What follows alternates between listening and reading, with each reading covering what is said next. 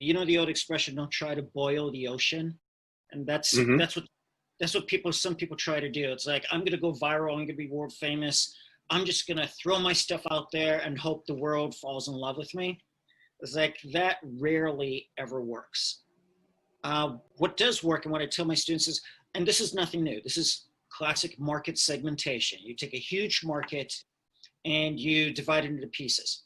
Now, the mistake, and this is something I have to unteach my students, is do not think in terms of generational stereotypes, like millennials, Gen Z, boomers. I don't let them use those words either. I have a whole list of prohibited words. They can drop the F-bomb in class, I don't care, all right? Because that's emotion. But if they use the words authentic, millennial, I will say, what did you say? What did you say? I can't believe you just said those words. I should have a curse jar just for saying the word millennial. So, because those aren't real segments, because they're too diverse, right? There's 70 million millennials. Some are homeless, some are doctors, some are politicians, some are far left, some are far right. But you notice, as I was saying, some are this, some are this, some are this. What I was describing is communities of interest. And even in a large corporation, there are sub-communities of interest who share some things that they care about. And so what you have to do if you want to be influential in a company is start really analyzing where are the communities of interest. And it may just be something as basic as like, oh, these are the baseball fans, right?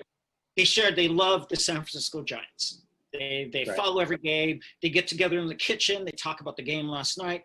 And then there are other people who may be, you know, huge Marvelous Mrs. Maisel fans. And that's what they binge about and they talk about.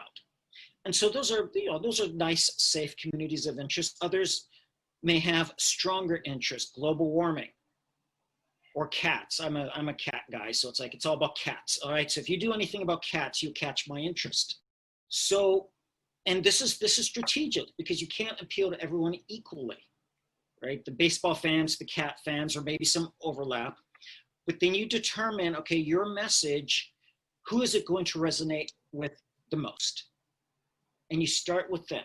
And you maybe have to tailor your message a little bit. Obviously, we see politicians do this. When they're in Iowa giving a speech, they're talking about agricultural prices.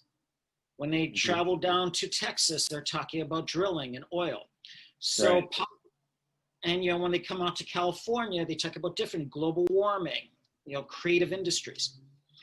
Same thing in a company. If you treat everyone in the corporation as a monolith, and if they are a monolith, you're in the wrong company, right? If everyone was hired for cultural fit and you realize everyone is a Stepford wife or a Stepford husband, you're in the wrong company.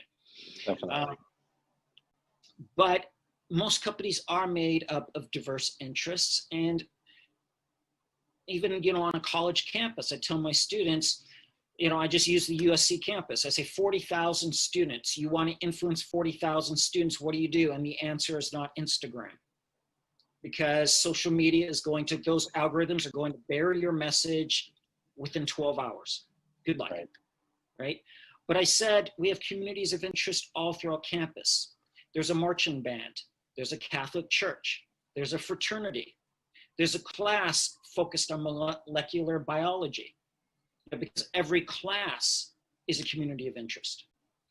In corporations, the accounting department is a community of interest. The accountants have a certain interest, if you could tap into that. Leadership is listening. Influence is listening and then articulating.